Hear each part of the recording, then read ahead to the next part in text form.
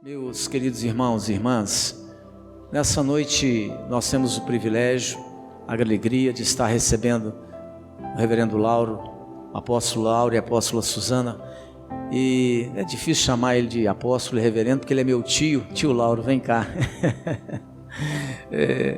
Ele vai ministrar. Ô tia, fica de pé, tia Suzana, fica de pé, esposa do tio, né? Então o tio Lauro vai ministrar para nós a palavra de Deus. Irmãos, esse moço aqui é um octogenário, sem medo de coronavírus, servindo ao Senhor com toda alegria. Fez 81, tio, foi? 81 anos, não é? Então, eu sempre, quando tenho a oportunidade de estar com meu tio, digo sempre que a referência pastoral que eu tenho é ele. Muitos anos de ministério, né? Muitos anos, eu nem sei mais a conta, depois o senhor diz aí quantos anos. Mas é sempre um privilégio poder estar numa reunião e ser ministrado pela palavra de Deus através da vida do meu tio. Então tem sido um exemplo para mim, um modelo para mim, e uma alegria também recebê-lo aqui. Tio, fique à vontade, Deus abençoe o senhor.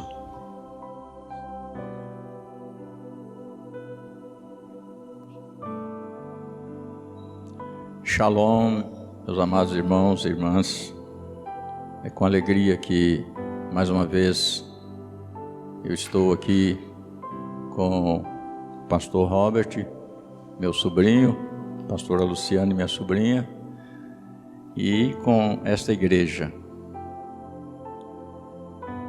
E eu estava me lembrando aqui que o último culto presencial da Igreja Metodista Central em Vitória da Conquista, na Bahia, uma igreja forte, uma igreja grande, muito expressiva na cidade. Eu estava lá, dia 15 de março, quando estava eclodindo a chamada pandemia, né? E naquela oportunidade o pastor me pediu para fazer a oração final. E o Espírito Santo já estava me direcionando, antes mesmo do convite do pastor, a respeito da ministração que deveria fazer naquela ocasião. E nós ministramos ali o Salmo 91. Oramos e ministramos o Salmo 91 naquela oportunidade, em favor de todo o Brasil. Então, em seu favor também, né? De todo o nosso povo. E nada obstante as projeções dos pessimistas, a gente sabe que a tal de pandemia não foi lá essas coisas. As pessoas fragilizadas, evidentemente, com o Covid-19 ou com qualquer outro vírus, está sujeito ao óbito. Mas o óbito para o crente também não é uma tragédia, né? Graças a Deus. E eu gostaria de compartilhar uma palavra que eu não tenho ouvido muito pregação a esse respeito nos últimos anos. Pela graça de Deus, eu tenho 61 anos de vida com Jesus, de novo nascimento.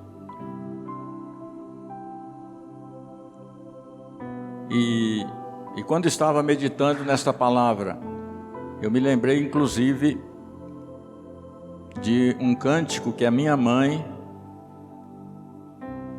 que se converteu logo que se casou com meu pai, um dos cânticos que ela cantava, o pastor Robert conheceu bem a sua avó, foi criado por ela em grande parte da sua vida, e deve se lembrar da Vó Piedade cantando os seus hinos quando tratava das suas galinhas, quando cuidava da sua horta.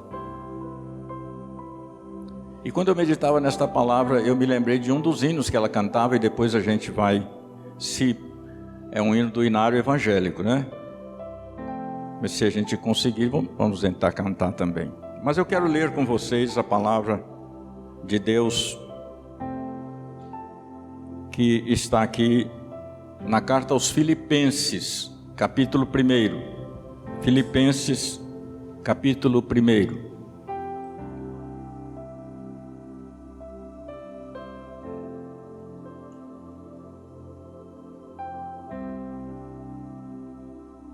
Diga comigo, diga: eu preciso ouvir o que o Espírito Santo quer dizer para mim. Amém? Começando no verso 19, vamos ficar em pé para a leitura desta palavra. Filipenses, capítulo 1, começando no verso 19 até o 26. Porque estou certo de que isto mesmo, pela vossa súplica e pela provisão do Espírito de Jesus Cristo, me redundará em libertação, segundo a minha ardente expectativa e esperança de que em nada serei envergonhado, antes com toda ousadia, como sempre, também agora será Cristo engrandecido no meu corpo, quer pela vida, quer pela morte. Porquanto para mim o viver é Cristo e o morrer é lucro. Entretanto, se o viver na carne traz fruto para o meu trabalho, já não sei o que hei de escolher. Ora, de um lado, estou constrangido, tendo o desejo de partir e estar com Cristo, o que é incomparavelmente melhor. Mas por vossa causa é mais necessário permanecer na carne. E convencido disto, estou certo de que ficarei e permanecerei com todos vós para o vosso progresso e gozo da fé, a fim de que aumente quanto a mim o motivo de vos gloriardes em Cristo Jesus, pela minha presença de novo convosco. Amém. Pai, nós agradecemos a Ti pela Tua palavra. Sabemos que o Senhor tem palavras de vida eterna. E querido Espírito Santo, de fato nós precisamos que o Senhor ministre a nós. Nós cantamos louvores a Ti, nós anunciamos nos nossos louvores que nós precisamos, desejamos e queremos o Senhor. E de fato nós queremos. Em nome de Jesus, fala pois com cada um de nós. Que esta palavra, meu Deus, possa trazer a edificação necessária, o despertamento necessário para cada um de nós. Nós agradecemos a Ti no nome santo de Jesus. E neste nome também eu quero repreender e trazer em prisão todo espírito contrário à palavra de Deus, proibindo de causar qualquer dificuldade a uma única pessoa que seja de receber esta mensagem. Em nome de Jesus. Amém.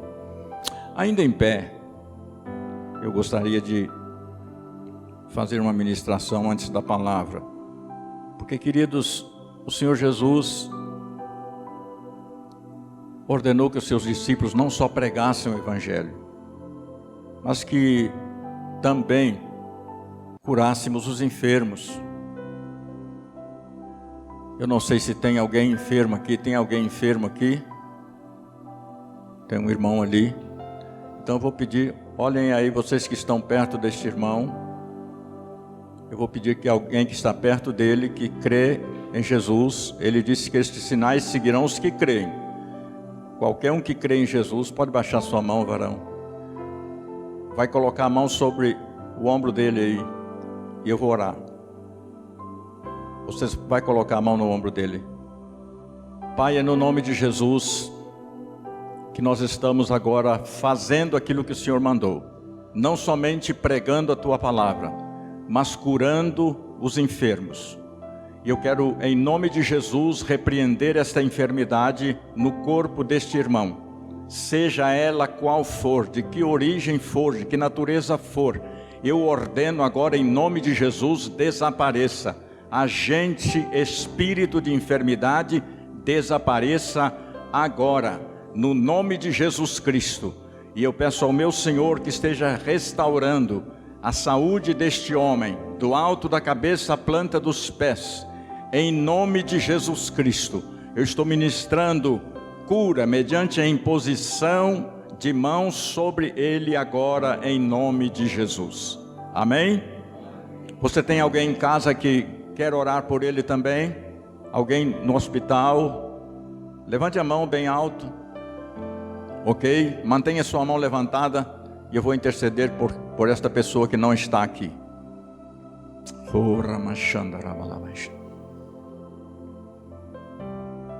Senhor amado, eu sei que o Senhor pode abençoar a água que este enfermo está tomando. O Senhor pode abençoar a comida que ela vai comer e o remédio que ela está ou poderá receber. Em nome de Jesus, eu estou pedindo a tua bênção para estas pessoas que não estão aqui agora, mas eu sei que nada foge ao teu poder. Por isso, em nome de Jesus, eu estou ministrando cura agora para estas pessoas que estão ou em casa ou hospitalizadas. Em nome de Jesus Cristo, ordena, Senhor, que os teus anjos visitem estas pessoas para trazer-lhes cura, libertação. E eu desfaço todo o projeto do diabo na vida destas pessoas, em nome de Jesus Cristo, a quem nós amamos. Amém? Glória a Deus. Pode sentar-se.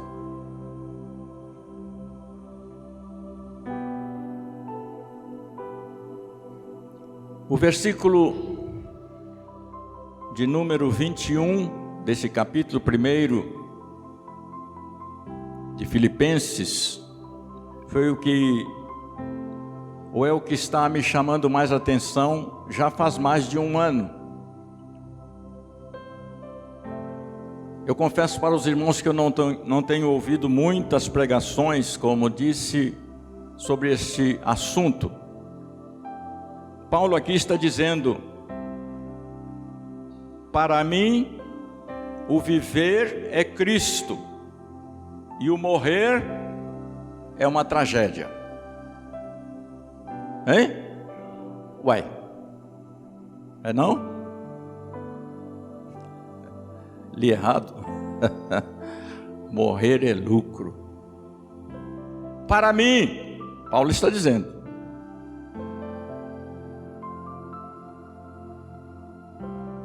Por que Paulo diz isto? Porque Paulo sabia em quem ele cria.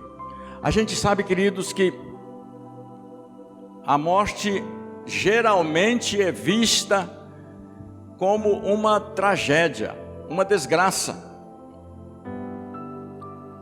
Inclusive, vocês sabem que não só a Rede Globo, mas com especial cuidado a Rede Globo, se dedicou a exaltar a tragédia da morte, a inflar a tragédia da morte, para incutir medo na população. Esse espírito de medo não é de Deus, a gente sabe, não é de Deus.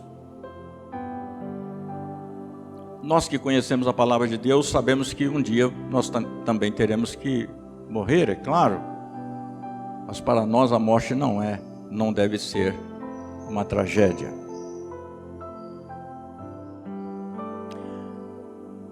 Mas o evangelho que alguns chamam de pós-moderno, o evangelho, digamos, do século 21, final do século passado também, e eu vivi metade do século passado e estou vivendo até agora, pela graça de Deus, entre vocês. Este evangelho traz uma mensagem que é boa, é agradável, é desejável, mas a ênfase que nós temos visto na maioria das ministrações, a ênfase que nós temos percebido que é abraçada pela maioria dos crentes, embora não seja algo que não lhes pertença, mas se trata de simplesmente prosperidade, bem-estar, saúde. O Evangelho traz tudo isto para nós, evidentemente.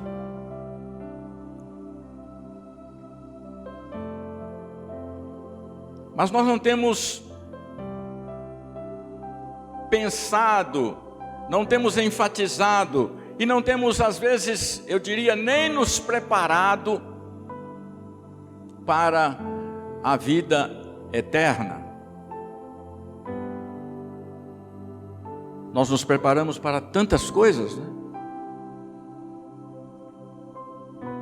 Investimos para tantas coisas na nossa vida, nos nossos estudos.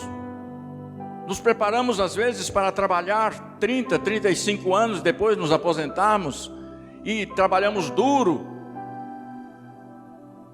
Eu me lembro que, por ter saído um pouco tarde da roça para estudar, eu me esforcei para acumular ou para encurtar os anos de estudo, e aqueles cursos que eu pude fazer de 3 anos em um ano eu fiz, de 4 anos em um ano eu fiz em um ano, até a teologia que era para fazer em 5 eu fiz em 4.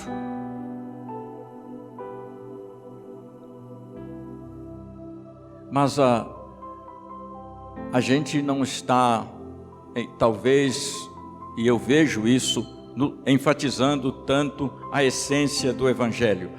O Evangelho de Jesus Cristo traz sim para nós saúde e prosperidade. Eu orei aqui pelos enfermos, crendo que eles serão curados, porque isto é promessa de Jesus e Ele não falha nessas promessas. Mas eu creio também que quando nós que nele cremos, quando morrermos nós teremos a vida eterna. O Evangelho traz perdão, o Evangelho traz saúde, traz felicidade, traz prosperidade, traz com certeza riquezas. Nenhuma nação do mundo é tão próspera quanto as nações que forjaram toda a sua cultura baseada no Evangelho de Jesus Cristo, na Palavra de Deus. Eu tenho orado muito pela Europa hoje, porque a gente percebe que a Europa que prosperou tanto, mas foi berço de grandes moveres do Espírito Santo, de grandes avivamentos, e foi criada e forjada a riqueza que a Europa goza hoje, baseada na Palavra de Deus e nas bênçãos de Deus. A mesma coisa com os Estados Unidos da América do Norte, e agora está acontecendo com o Brasil, pela misericórdia de Deus. Porém, queridos, o Evangelho não traz apenas estas bênçãos. O Evangelho requer de nós arrependimento dos nossos pecados. Arrependimento significa mudança de vida. O Evangelho requer de nós um novo nascimento. Nós nos lembramos daquele encontro histórico de Jesus com o Senhor Nicodemos, e Jesus disse para ele que se alguém não nascer de novo, não pode entrar no reino de Deus. É necessário nascer de novo. O Evangelho nos faz novas criaturas. O Evangelho nos concede o poder de Deus. Não sabeis vós que sois santuário do Espírito de Deus que habita em vós? E Jesus disse que quando o Espírito viesse sobre a sua igreja, Ele falou para os seus primeiros discípulos, e isto é verdade, Ele disse: vocês vão receber poder ao descer sobre vocês o Espírito Santo. Mas o Evangelho fala de vida eterna.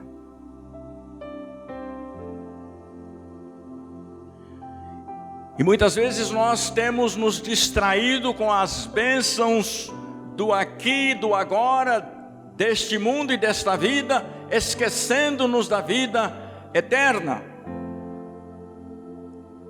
Talvez alguns estejam aí olhando para mim e dizendo lá com seus botões, o pastor está falando isso porque já está com seus 80, né? Tá mais para lá do que para cá. Mas não. Quando eu me converti, queridos, aos 20 anos de idade, eu me converti, sabe como? Lendo um Novo Testamento dos Gideões, que eu não sei como até hoje, foi parar lá na fazenda onde eu morava. Comecei a ler aquele Novo Testamento. E o Espírito Santo começou a agir na minha vida. Mudou a minha vida. Eu que, como qualquer jovem da minha idade, sonhava com as coisas próprias do nosso tempo, do nosso contexto, de repente descobri que existe salvação e vida eterna em Cristo Jesus. E queridos, eu me fascinei tanto por Jesus e pela vida eterna, que eu saí do meu contexto, fui arrancado e me tornei um pregador do Evangelho de Jesus Cristo. Com 20 anos de idade, com 21 anos de idade, meu pensamento era só Jesus, a vida eterna. Eu me esqueci que era jovem até, me esqueci das coisas da mocidade, me esqueci de namoros. Eu queria Jesus, eu queria as bênçãos prometidas, inclusive da vida eterna. Não é agora que eu estou me despertando para isso, porque estou idoso. Isto me fascina desde a minha juventude.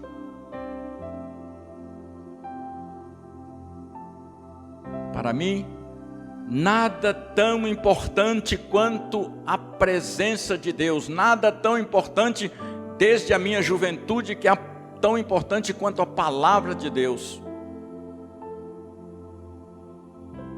E naquele tempo a igreja que eu comecei a frequentar tinha 2 cultos semanais, aliás 3 cultos, 2 no meio da semana e 1 no domingo. E eu ficava muito triste, pastor Robert, você não tinha nascido, porque no domingo eu tinha que esperar até terça-feira para ter culto. Meu Deus do céu, ficar segunda-feira sem culto. Na terça tinha que esperar quinta. Na quinta tinha que esperar até domingo para ter culto, para estar na igreja louvando a Deus, adorando. Parecia muito tempo. A presença de Deus, queridos, que começa agora na nossa vida, ela se projeta para a eternidade. Eu não parei de trabalhar no meu trabalho secular, mas eu investia todo o tempo que podia, a qualquer custo, para estar na presença de Deus, para estar na casa de Deus, para estar com os meus irmãos.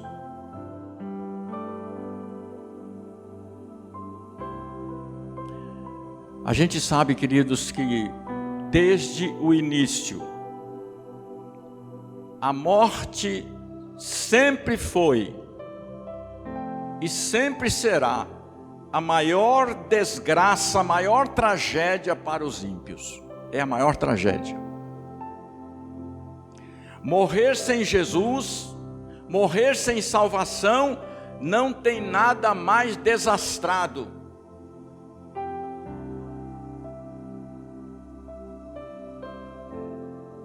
E as pessoas precisam saber disso. Nós precisamos dizer isso, quer elas creiam ou deixem de crer. É trágico mesmo morrer sem Deus, sem esperança, sem salvação. A geração deste século, queridos, precisa reaprender o significado da morte para os discípulos de Jesus. Nós estamos aqui diante de um apóstolo de Jesus, dos que tiveram uma intimidade mais profunda e um entendimento mais completo do reino e das coisas de Deus, o apóstolo Paulo. E o apóstolo Paulo está escrevendo nesta carta aos Filipenses, e ele diz muitas coisas para os filipenses, inclusive fala da sua alegria com aqueles irmãos de Filipos que lhe davam muita alegria, e é muito bom pastorear uma igreja, e o pastor Robert sabe disso, uma igreja que nos dá alegria. Vocês dão muita alegria para o pastor, viu? Ele compartilha isso sempre comigo. Podem dar graças a Deus, porque ele é um pastor muito feliz, que a igreja dá alegria para ele. Paulo também era muito feliz com a igreja de Filipos. Mas ele faz esta colocação aqui para os irmãos de Filipos. Ele disse: porque para mim o viver é Cristo e o morrer é lucro. Ele estava falando de que a morte era um ganho para ele, não era uma perda. Eu já pedi para os meus filhos, eu sei que não vai ser fácil, porque às vezes eu perdi meus pais também, sei que não é agradável perder a companhia de uma pessoa que a gente ama, né? Mas brincando eu falei com eles: olha, quando eu morrer, vocês comprem uns foguetes e soltem foguete. Aleluia, o papai morreu, foi para o céu, glória a Deus.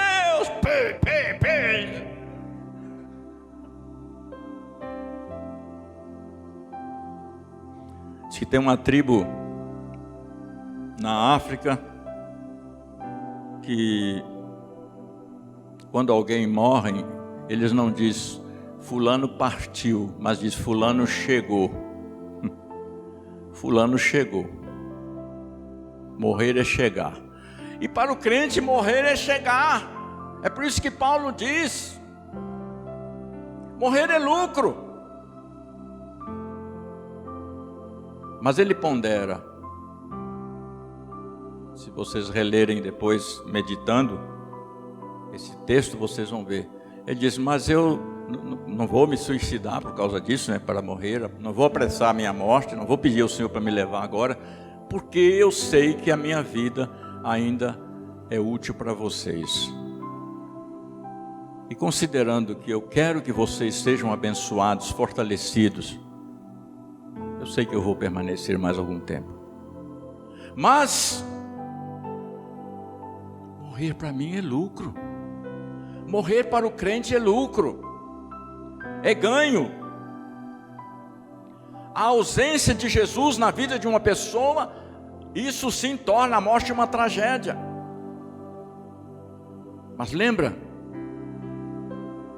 todos aqui provavelmente saibam o versículo mais conhecido da Bíblia, que é João 3,16.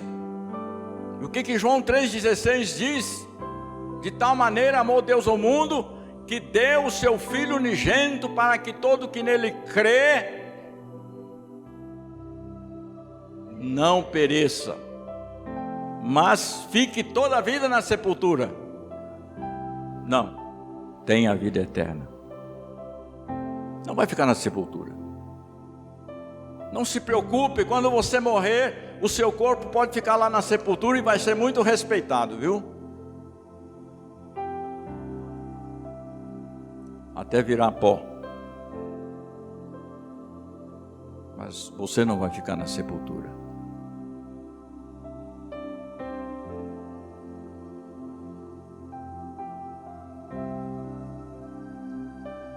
A morte do ímpio não é lucro. Realmente é tragédia. É perda. É perda. Mas Paulo e os cristãos e aqueles que nasceram de novo, aqueles que têm Jesus como seu Senhor e Salvador. Quem tem aqui Jesus como seu Senhor e Salvador, levante a mão. Dá glória a Deus. Aleluia. Para nós, morrer é lucro.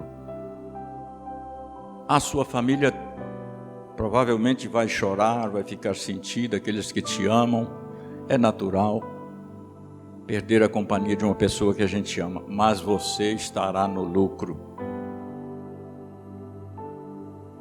Mas morrer é lucro, queridos.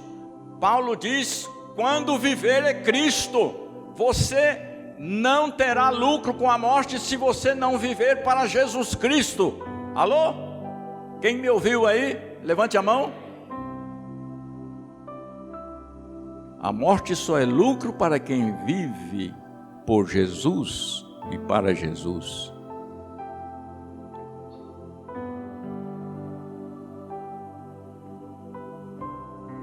Antes de dizer que a morte é lucro, Paulo diz, para mim o viver é Cristo. Morrer para o apóstolo Paulo era estar com Cristo. Você sabe que nós temos o Senhor conosco, o Espírito Santo que habita em nós, traz a presença de Deus para nós. E às vezes você nem entende, quando você chega num lugar, você que é discípulo e discípula de Jesus, o ambiente muda, tudo muda. Você é sal da terra, você é luz do mundo. O poder de Deus está na sua vida. Posso ouvir amém?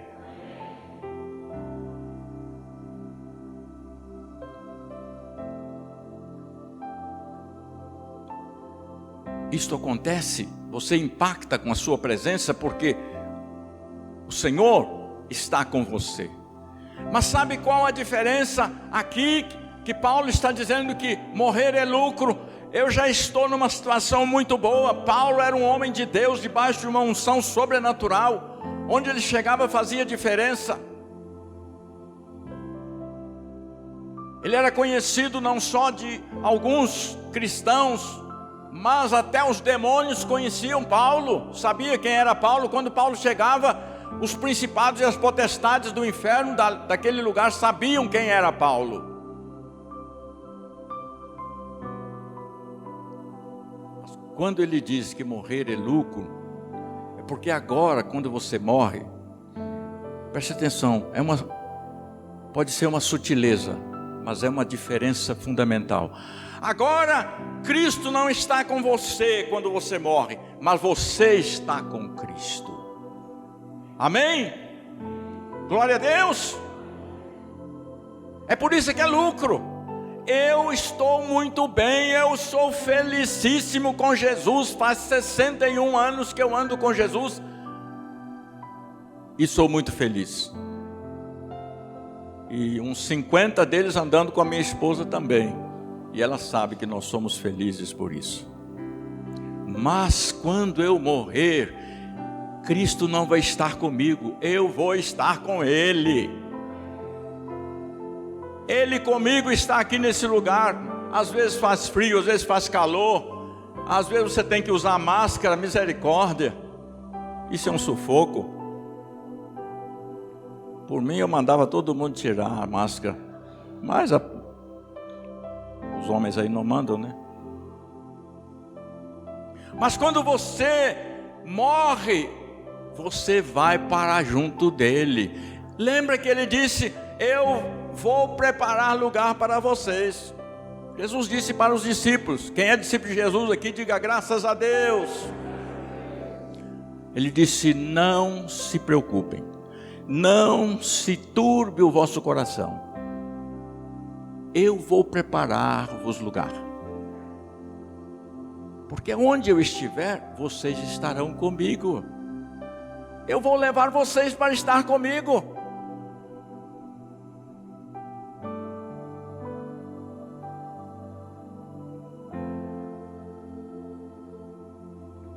Queridos, eu entendi razoavelmente esta revelação da palavra de Deus quando eu me converti. Em João capítulo 8, versículo 51, Jesus diz, se alguém guardar a minha palavra, não verá a morte eternamente. A morte não será uma experiência eterna para você. que guarda a palavra de Deus. E no capítulo 11 de João também, verso 25, ele diz: eu sou a ressurreição e a vida. Quem crê em mim, ainda que esteja morto, viverá.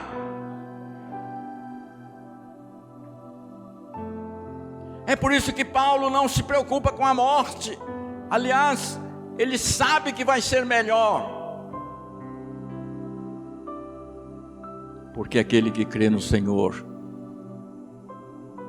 não é derrotado pela morte. Com a morte, ele viverá.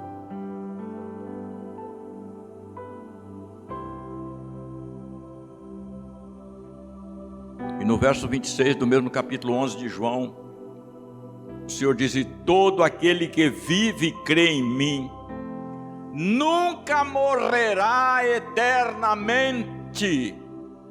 Nunca morrerá eternamente. E aí você entende por que o salmista já cantava no Salmo 116, já proclamava, já profetizava: preciosa é aos olhos do Senhor a morte dos seus santos. A morte dos santos, queridos, é preciosa para Deus.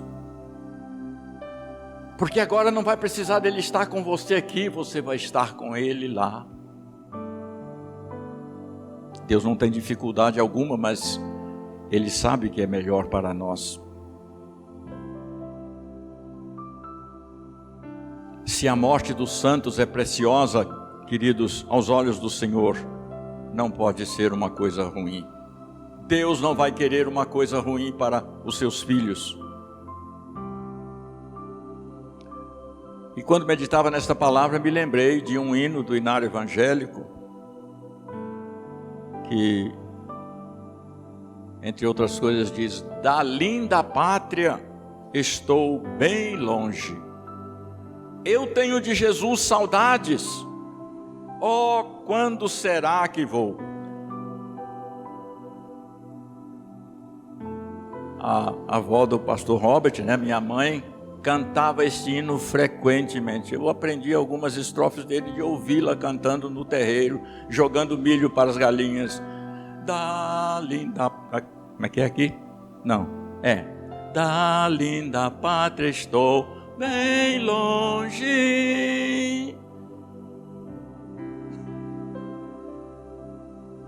Tem no Inário Evangélico, a letra vai aparecer aí depois. Eu tenho de Jesus saudades. Nós vamos cantar depois. Queridos, parece que os crentes agora, pastor, não tem mais saudades da pátria celestial, não. Saudades do céu.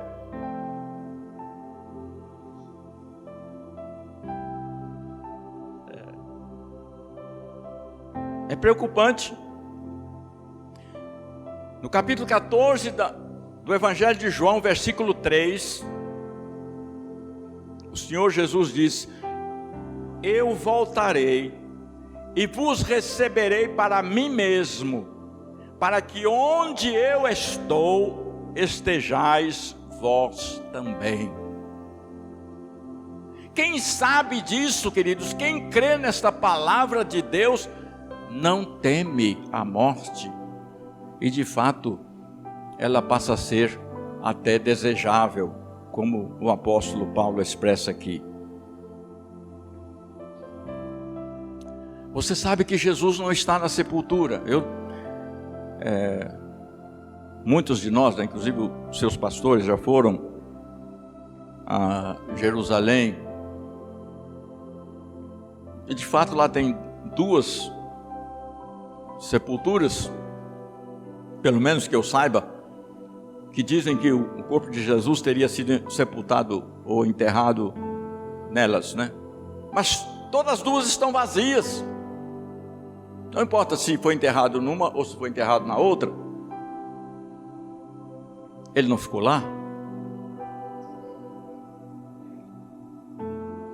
Morrer é estar com Cristo, não é estar na sepultura, não é ficar no cemitério.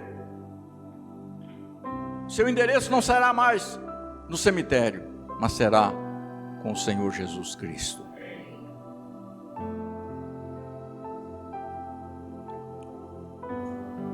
E certamente com esta visão e este sentimento, esta revelação, Estevão, quando estava dando o seu último suspiro, ele disse: Senhor Jesus, recebe o meu espírito, recebe o meu espírito.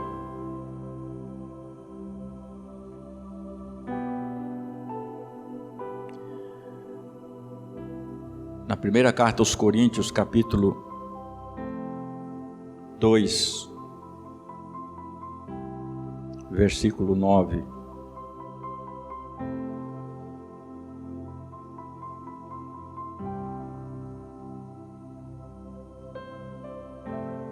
Há uma expressão muito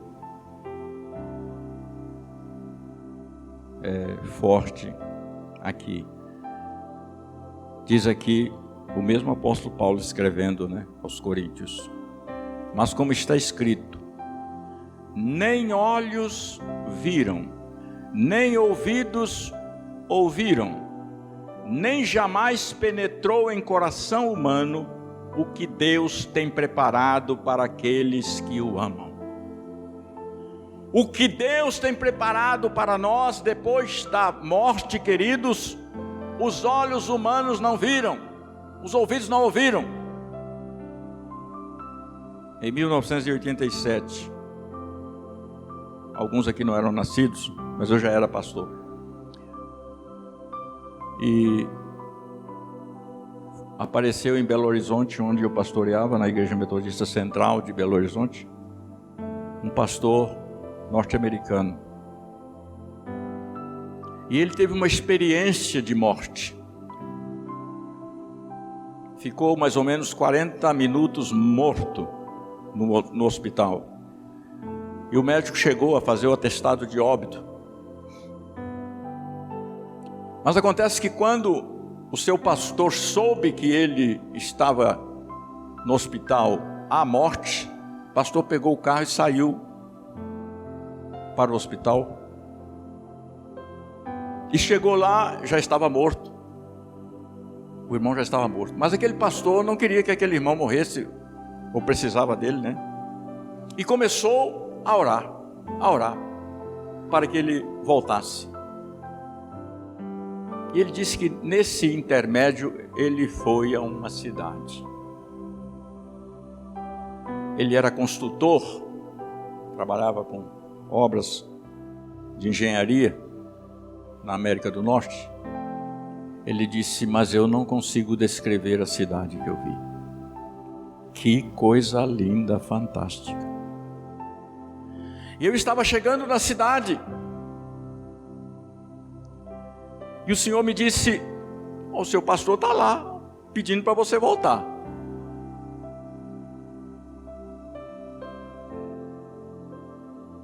Você quer voltar?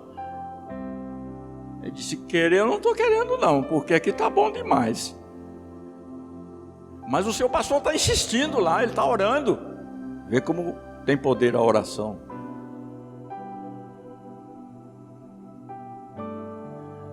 E o Senhor disse para ele: olha, eu vou fazer o seguinte, eu vou mandar você voltar. Mas você vai sair pelas nações anunciando o Evangelho. E muitas pessoas vão ser salvas através do seu testemunho. E realmente ele saiu percorrendo as nações, inclusive o Brasil, E muitas pessoas se convertiam ouvindo o seu testemunho. Mas ele disse que era tão lindo, coisas que os olhos dele de construtor nunca tinham visto na cidade celestial.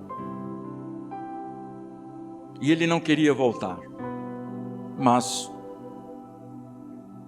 para fazer a obra de Deus, como Paulo disse aos Filipenses: para mim, o viver é Cristo e o morrer é lucro.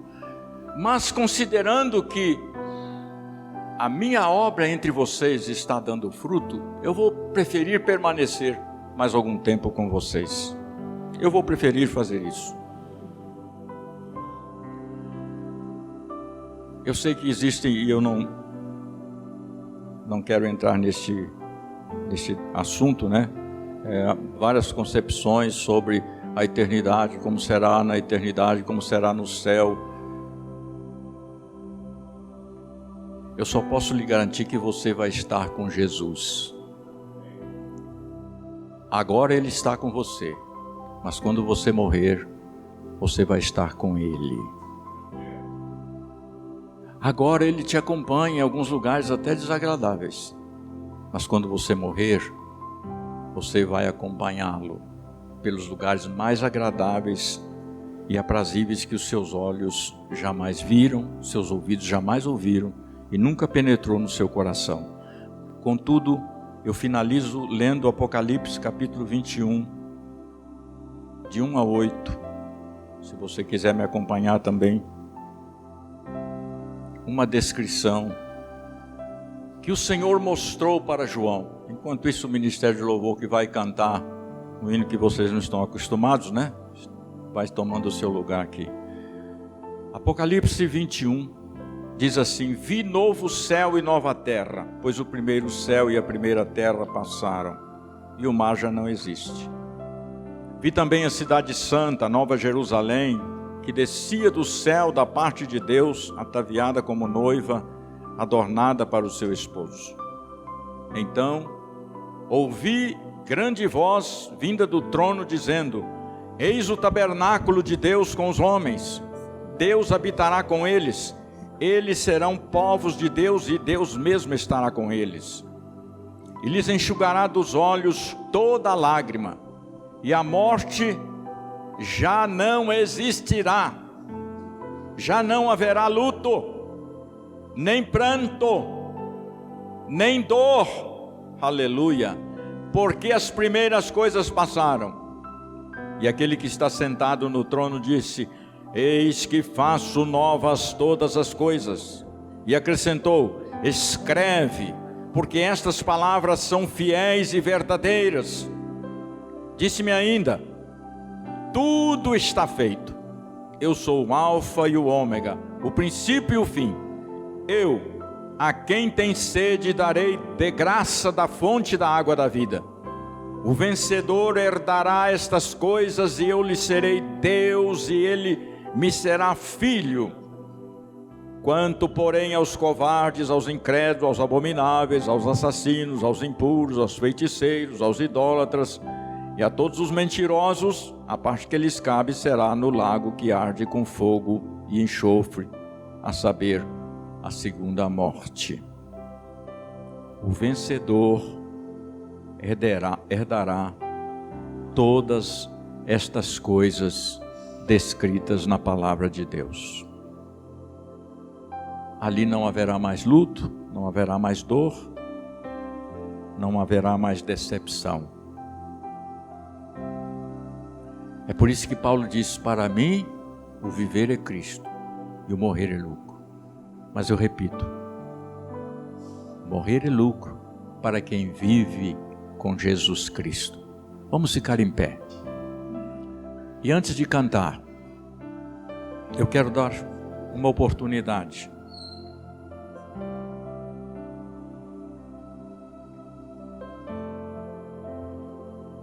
Uma oportunidade. Eu quero pedir que os irmãos estejam em oração, porque eu quero dar uma oportunidade para as pessoas, eventualmente, se houver entre nós alguém que ainda não entregou a sua vida a Jesus, para encarar desta maneira como vitória a morte, e não como tragédia, não como derrota. Eu gostaria que você tivesse oportunidade. Basta que você entregue o seu coração a Jesus, que você peça que Ele perdoe os seus pecados. Querido, não é Jesus que precisa implorar a você, é você que precisa implorar para Ele. Tem alguém aqui que ainda não fez uma aliança com Jesus, não entregou publicamente a sua vida a Jesus, levante a sua mão. Enquanto a igreja está orando, tem alguém que não entregou a vida para Jesus aqui neste meio? Levante a sua mão se você não fez isso. Ele disse: aquele que me confessar diante dos homens, eu o confessarei diante do meu Pai que está nos céus. Se tem, levante a sua mão. E se você quer entregar a sua vida a Jesus, pode vir aqui à frente, eu vou orar com você. Eu sei que você vai fazer o melhor negócio da sua vida. É o que nós que já fizemos isso, alcançamos. O melhor negócio do mundo é entregar a vida para Jesus, receber perdão, receber salvação, receber vida eterna. Obrigado, Senhor. Obrigado pela Tua palavra. Nós agradecemos em nome de Jesus. Fortalece, Espírito Santo, o nosso espírito, alma e corpo, na força do Teu poder, para que vivamos com Cristo, a fim de que possamos também com Ele estar após a nossa morte, em nome de Jesus. Amém. Vamos cantar então este hino.